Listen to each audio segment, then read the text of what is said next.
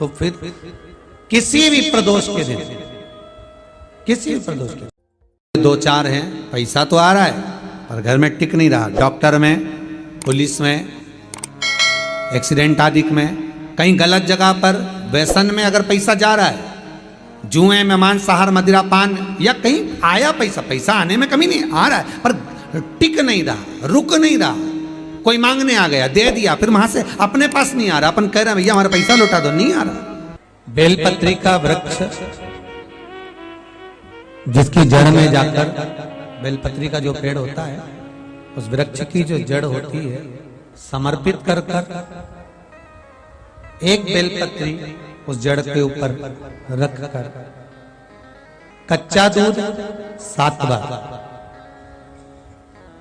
फिर जल चढ़ाता, लाल चंदन का पानी, लाल चंदन का जल शिव जी को चढ़ाता, उसी भूमि की बेलपत्री के वृक्ष की जड़ के पास की ही मिट्टी का तिलक लगाकर आप अपने घर की ओर आ जाए।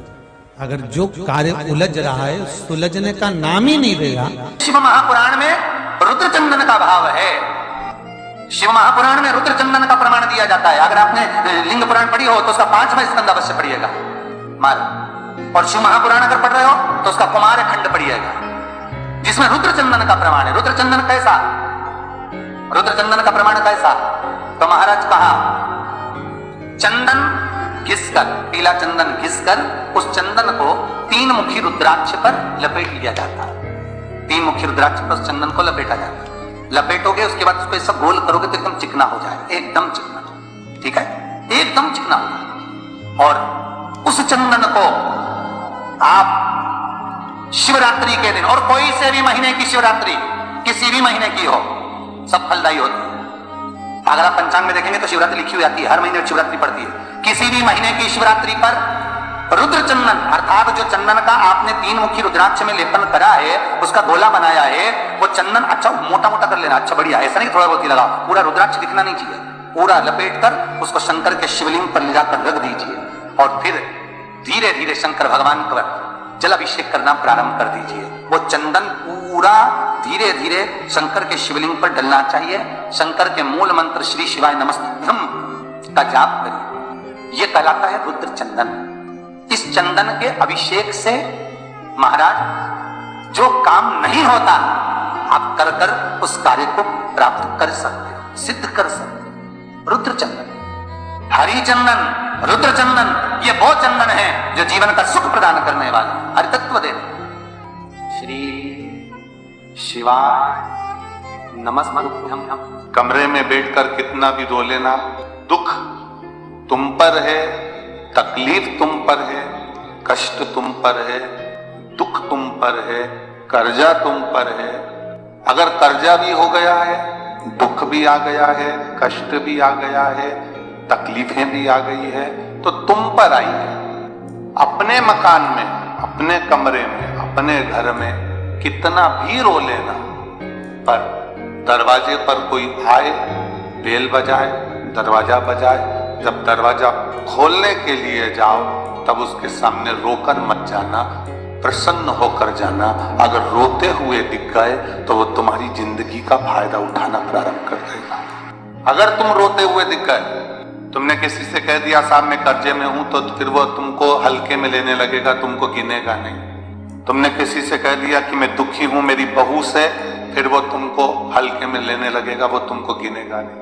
मैं अपनी सास से दुखी हूं, वो हल्के में रहने लगेगा, तुमको गिनेगा नहीं। भूत भावन भूतेश्वर भगवान शिव, ओगड़ी दातार दयालु मेरा शंकर ने आज्ञा करी भगवान ब्रह्मदेव को कि ब्रह्मा जी मेरे स्वरूप का जो दर्शन कर रहे हो, आधा पुरुष आधा नारी में बना हूं, और मेरे स्वरूप का दर्शन कर कर आप एक कर्म करिए कि आप इस सृष्टि का निर्माण करो। और भगवान ब्रह्मा ने सृष्टि का निर्माण करने के लिए भगवान शंकर के अर्धनागेश्वर स्वरूप का दर्शन किया।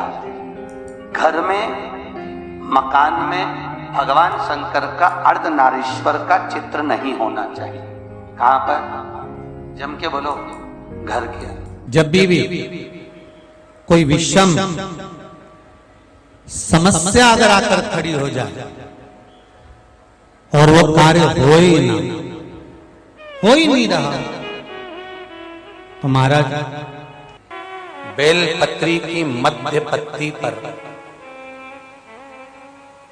बेलपत्री की बीच की पत्ती पर लगाया हुआ चंदन और पत्ती के 3 पत्तियों का जहां पर मिलन हुआ है उस जगह पर लगाया हुआ शहद शिव को जब चढ़ाया जाता है तो वो भाग्य की बेकार रेखा को भी बदल देता है। वो साधारण नहीं। कई माताओं की आदत होती है जब शंकर भगवान को बेलपत्र चढ़ाती है तो उस बेलपत्र पर ओम लिख देती है या चंदन लगा देती है या बीच पत्ती पर थोड़ा सा कुछ भी लगाएगी, भले चावल का दाना लगाएगी, भले वो चंदन लगाएगी, भले वो अष्टगंध लगाएगी, गुलाल लगा देगी, अबीर लगा देगी, कुछ भी लगाकर उस जगह पर लगाकर फिर भगवान को चढ़ा। वो व्यक्ति जो भगवान शंकर को बेलपत्र जब समर्पित करता है और बीच की पत्ती पर चंदन लगाकर मध्यस्थ जोड़ पर शहद लगाकर शिव को जब समर्पित करता है तो उसका भाग्य कितना भी विपरीत चल रहा हो, उसकी किस्मत की रेखा कितनी भी विरोधी, कितनी भी विपरीत चल रही हो, वो अपने आप से बच जाती है, अपने आप से बच जाती है। उसको सुधारने के लिए कोई दूसरा नहीं आता। आप अपनी किस्मत को संवार सकते हो, आप अपनी किस्मत को संवारने में देरी नहीं कर सकते, आप स्वयं संवार सकते। दृष्टि से विहीन व्यक्ति, श्रवण शक्ति से विहीन व्यक्ति, सुबह ब्रह्म मुहूर्त में जब मंदिर खुलता हो, आपके यहाँ का मंदिर जितनी बजे खुलता हो, 4 बजे, 5 बजे, 6 बजे, 7 बजे, 8 बजे, जितनी बजे ब्राह्मण देवता उस मंदिर का पट खोलें, उस समय पर जिसके नेत्र श्रवण शक्ति या वाणी कमजोर हो, यहां तक शास्त्र कहता है, शिव महापुराण यहां तक वर्णन करती है कि जिसकी वाणी, दृष्टि, श्रवण शक्ति कमजोर हो, महाराज प्रदोष की प्रदोष मंदिर खुले, सबसे पहला जल का पात्र आपका शंकर जी की उस जलाधारी में चढ़ जाए, महाराज 4-5 प्रदोष कर देखिए, बाबा कुछ ना कुछ देना प्रारंभ ही कर देता है। 4-5 प्रदोष। श्री शिवाय नमस्तुभ्यं। मेरे चैनल को सब्सक्राइब करें, बेल आइकन प्रेस करें, जिससे कि आपको लेटेस्ट वीडियो की नोटिफिकेशन मिल जाएगी।